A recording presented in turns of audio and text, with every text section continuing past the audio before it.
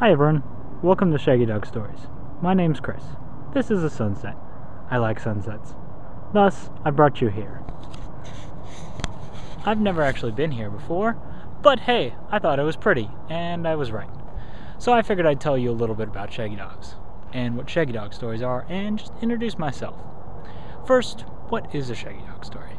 Well, Wikipedia, because, Wikipedia is the final source on everything, says Shaggy Dog Story is a form of anti-humor, which basically involves telling a story that is way too long with way too many facts and is not very funny. So, I guess that's anti-humor.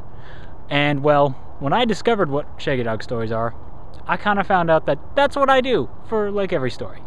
So I thought I'd tell you a Shaggy Dog story and introduce myself and get a start on this channel with a really boring video. Okay, the story I'm going to tell today, is called, I don't know what it's called. It's about Tasmania, because I spent a year in Australia, because I'm awesome. And I decided to go camping in Tasmania with some friends. We decided to make a weekend trip of it. There was 3 of us. We rented a Yaris, though we were supposed to get a Hyundai Yaris, which would have been far better, even though I'm sure it would have been a crappy car. And we had to figure out how to drive on the other side of the road with a manual in the other position and generally, make fools of ourselves. So we flew into this teeny little port town with, the dinkiest little airport I've been in and the cutest little drug-sniffing dog I've ever seen. And we were driving around Tasmania and we decided, went to this pretty mountain that should have had snow but didn't because we were lucky bastards. And we drove around. We spent our first night on top of a dam in the ricketiest little tent that you've ever seen. I might include a picture of it because I'm like that. And so yeah, we did that. Then the second day, we decided to walk around this place called, God, I don't even remember what it was called. Lake St. Clair. There we go. Facts. Facts are important to a Shaggy Dog story, let me tell you. And so we decided to walk to this cabin.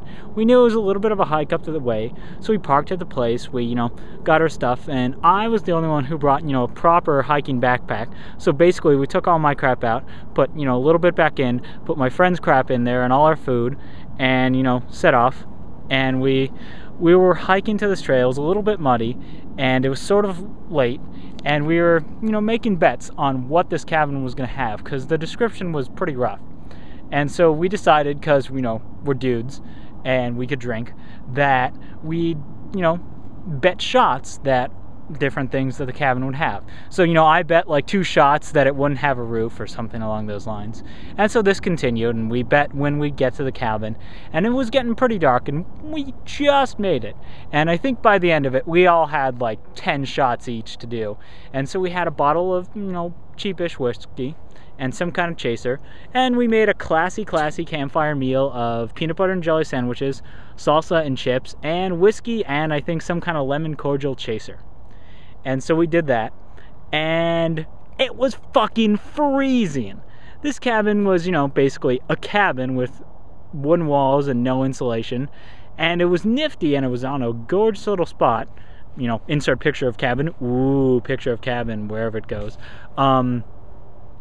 And so we spent about an hour trying to light a coal fire because we're all incompetent, apparently. We couldn't do it. So we spent one really freezing night in this cabin. It was really cold by my Californian standards and, this standards, because it's obviously a beautiful day now. And, it wasn't that bad. We had to go to the bathroom once in the middle of the night, and we all decided to go at the same time so we wouldn't let out any warmth. And my friend was really drunk, and he was afraid of getting the penis bug when he, was urinating, but it's Tasmania, it's not the far-rung reaches of Africa. And so we did this, and it was a fun trip, and we did a couple other things. My friend ate a giant burger of wallaby and such, and it was good. But then a couple years ago, I went and visited him in Michigan. He lived in Michigan at the time, and we were out to dinner with some people, and he was telling this story too. And now, the way you'd hear him tell the story, you thought we were in the Arctic. You'd think we were on our deathbed, freezing cold. And this is, Michigan. He's used to cold better than me. And I was just amused by the fact that he, exaggerated, let's just say. Now, granted, I am an exaggerator, but this amused me. that's a Shaggy Dog story. Didn't really have a point. Wasn't that funny. Had way too much detail. That's a Shaggy Dog story. And that's what I'm basically going to be doing here, except for worse. But, you know, since it's not all a loss, might as well have Tasmanian Devil. Hi. And I should have talked to this the entire time. That would have been better. So here's Tasmanian Devil in the sunset. Hi guys, I live in Tasmania. I'm kind of extinct because of inbreeding and some crazy disease that no one really understands. So yeah, it kind of sucks to be me. It's been a Shaggy Dog story, everyone. Now enjoy the sunset. Pick up your hat, close up your flat, and get out and get under the moon. Underneath the bright, silvery light, that's the only place to spoon. Pick up your hat, close up your flat, and get out and get under the moon.